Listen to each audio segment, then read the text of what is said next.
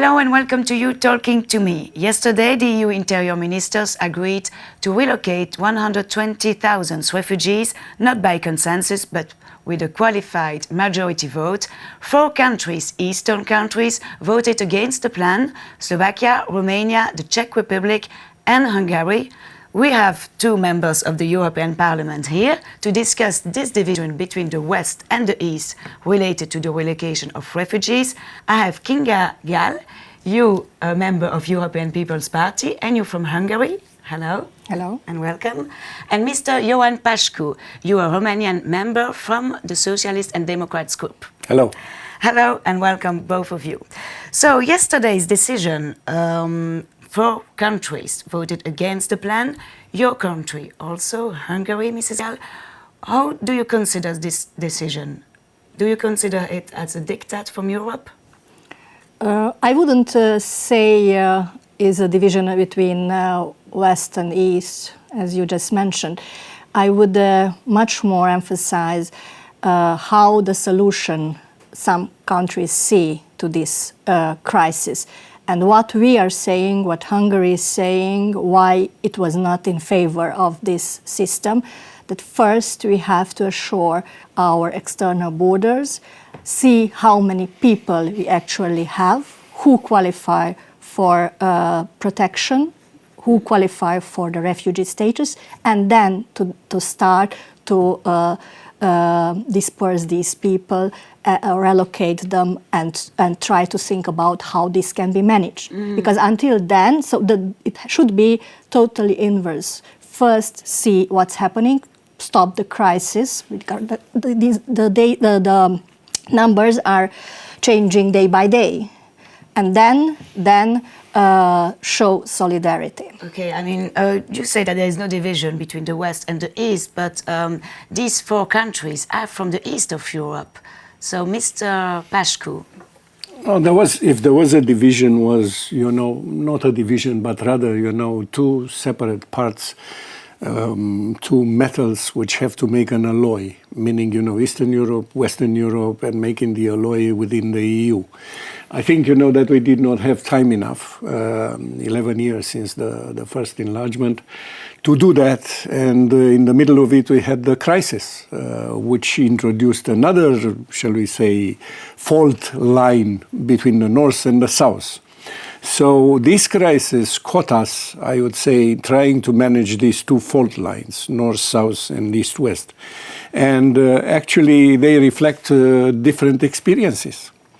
And I think, that we have to take into consideration the situation of all individual countries. When we speak of solidarity, we cannot think of solidarity only now. We think of solidarity when we needed it before, and sometimes maybe we didn't get it. So I think, that solidarity is a 2-way street and it's deserving a debate in itself. And how can you explain that your country, Romania, voted against now and was not? And I think, that the qualified majority has been introduced for these matters, especially because there were 4 countries which have announced that they would veto. Otherwise, the decision. So, but essentially, I think, that there was an internal debate in Romania. I'm trying to explain, I'm trying to guess.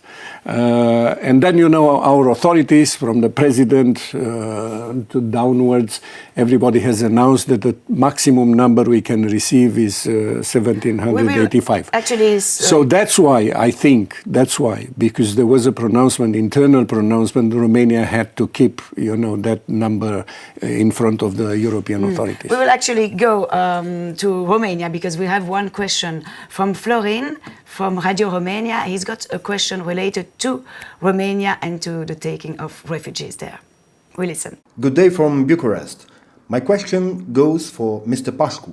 After the decision of yesterday's meeting of the EU Interior Ministers, Romania has to host 3 times more refugees than it was ready to accept. How the Romanian authorities will do that? Well, first of all, I would thank you for the question. Secondly, I would say that I have in front of me the quotas for Romania. From Italy, we have to receive 585, and from Greece, we have to receive 1,890. which means, that it's not 3 times the number we have announced before, which was 1,785. It's 2,500, more or less. So it's not 3 times for the time being. But I think, that the Romanian authorities would have to find ways. And as those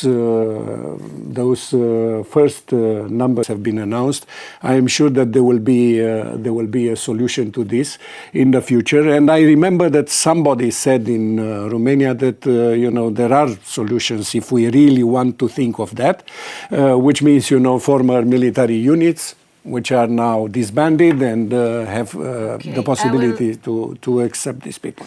Okay, Mrs. Gal, so Hungary will maybe have to take in refugees, more refugees, but how can we be sure that they will be safe in there, that they will be welcoming in a safe way, in a good Hungary, way? the most important issue in this debate, which took place yesterday, and the decision was that we didn't want to become the frontline country, because it's very clear that Hungary is a transit country.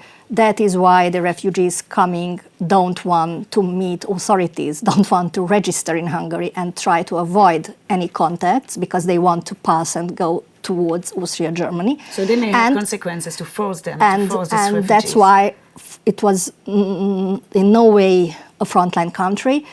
The frontline country which these refugees meet is Greece, which has very serious problems in defending the external borders. So I think what Europe can do is help Greece to defend the external borders more, and to make and in those hotspots should be better management of the refugee seekers. What is not clear so far, and this is very clearly stated by quite many of the interior ministers, and these papers, the decisions from yesterday, don't answer that. What does it mean hotspot? How they will function? Whether they will be closed or open establishments? Because the whole thing of quotas, doesn't have too much sense. Doesn't make too much sense. If, for example, just an example, 200 people are sent to, or how many, to Katowice, for example, in Poland. I'm just saying yes, state. We have to and then, quick, yeah. yes, but then they have, the second day, they will take the first train and go to Berlin. And this will happen. So even if you have hotspots, even if you can't really, if you don't manage that those refugees stayed or seeking for refugee status, because it's not the solution, not the end yet. It's just the process. They will leave immediately towards those countries they wanted to go originally. So these problems are not Mr. not Pașcu, solved yet. and then we go to another question. Yes. I would like to reinforce this judgment, because I made also that argument, because we disconsider, the wish of those people. It was much harder to get from Syria to Europe than it is from Europe to another point in Europe. So I think, that there will be an incentive for them, unless we come with some other solutions to this, but there will be an incentive for them to try to get back from where they couldn't get before. So earlier. to the question, related to the question of EU borders, enforcing EU borders, we have a question from Croatia, from Jelena, from HRT Radio. We listen. Last week we have witnessed new walls rising on the border between two European countries. After blocking the border with Serbia, Hungary completed 41-kilometer fence on the border with Croatia. Croatia, for their part, let people cross the country towards Schengen borders, forcing Hungary and Slovenia to let the refugees in, which triggered very angry exchanges and accusations between Budapest and Zagreb. Since Hungary is also letting people go to Austria, what, in your opinion, should Croatia do? And what would Romania do if it comes to be one of the transit countries? Mrs. Gal? Well, first of all, there is no wall among these between these countries. It's a fence, and on this fence, whether it's stated in the media clearly or not, but that's the truth, there are quite many of transit points, and the transit points are there that the migrants should cross through the transit points, not through the fences, because then they can be registered, and this is a duty For Hungary, which has been decided also in this European Parliament, this is the Dublin system. These are the rules that you have to register somebody who wants to enter the EU. So if they want to you have to fulfill a lot of obligations. So what we see now, these people don't want to register, because if they register, they fear that they will have to get back to Hungary and they can't reach Germany or Sweden, where their social benefits would be much higher. So what they do, they cross the fence in order to avoid the authorities. This is the problem. What happened in Croatia, when they saw that they cannot cross the fence and they don't want to go through the transit zones, they took their way towards Croatia. Croatia announced that they will help the refugees, and what did they do?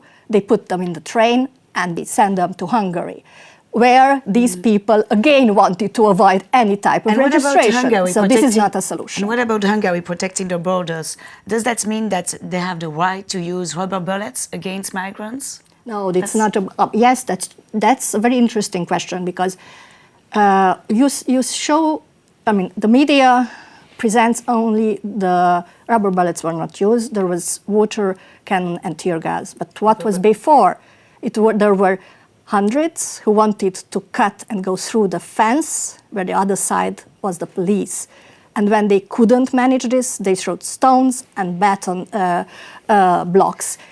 We have plenty of police persons in hospital. And the answer, which would have been everywhere in Europe, even in Germany or Sweden, answer is protecting your borders.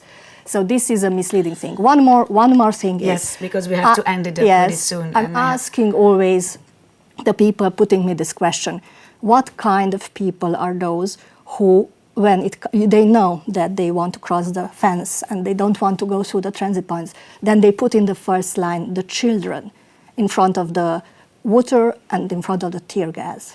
What type of people are? This is not normal from our side, from our point of view. Mr. Pașcu, if Romania becomes a transit-prone country, well, one cannot exclude that, but essentially up until now, Romania has not become a transit country, because it's longer to get to Central Europe through Romania rather than using the Balkan route. And I think, that this is something which up until now prevented, large numbers. And if they come, for instance, because they don't want to get into Hungary, they come to Romania, and Hungary has announced that it's building the same fence, at the border with Romania. Let's suppose, that they get back where? To Hungary, where we are back to square one. So I think, that the Fluxes would continue to use the routes they are using now. But that's not a guarantee that, something might not happen in the future. We go to Facebook now to see one comment that we have on Facebook. So Tony Ames from England wrote, the EU agreement is to split the allocation of 120,000 immigrants among EU countries. What will happen to the others that have arrived in the EU this year? Can somebody please explain? Mr. Pașcu, what about the other nearly 400,000 refugees? I would say, that this is only the first phase of the problem, because we expect, that there will be others who would come.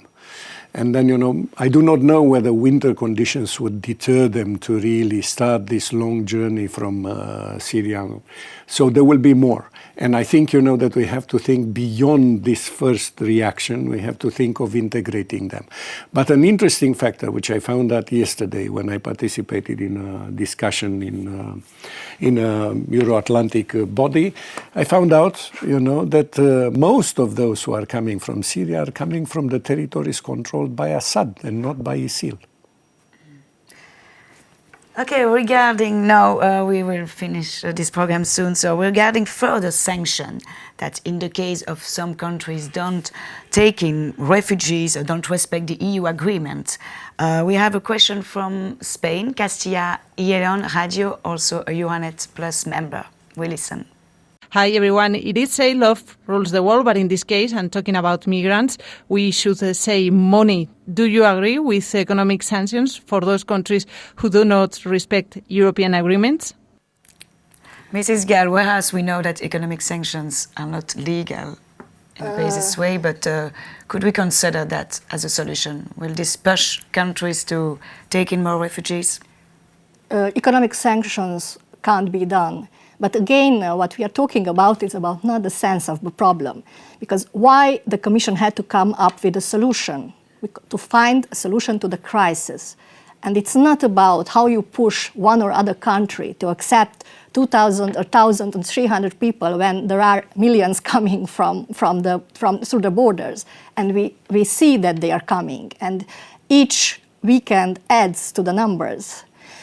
But to try to find a solution to the root causes. And I hope that now, by all this debate, what has happened and decided, now we turn to the solution of the root causes. That we try to help those huge refugee camps in Libya, in Lebanon, in Jordania, in Turkey, where hundreds of thousands of asylum seekers live, who are really asylum seekers and not just migrants wishing for a better life.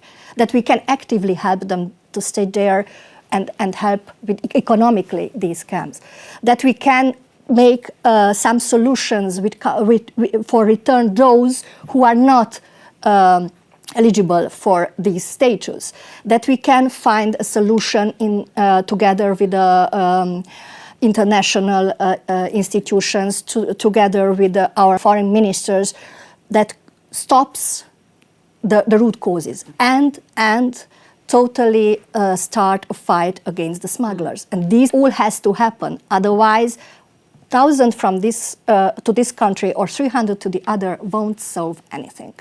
Mr. Pașcu, your last word, what do you expect for tonight? The EU leaders will discuss at the EU summit. More or less, the decision had been taken, and that's why, it doesn't matter. It's irrelevant whether we like it or not. The decision had been taken, and it would be applied with sanctions, 2% of the GDP, I think, at one point. So, if I'm not mistaken. So I think, that we are beyond that point.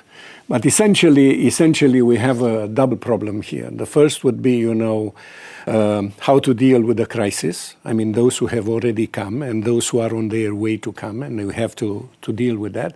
But at the same time, equally, we have to get closer to the origin of this thing. And I see, that there are discussions. EU has approached Turkey to discuss about this, because practically everybody who gets into Greece gets from Turkey. Okay. Thank you. Thank you both for coming, and thank you for watching us. Bye.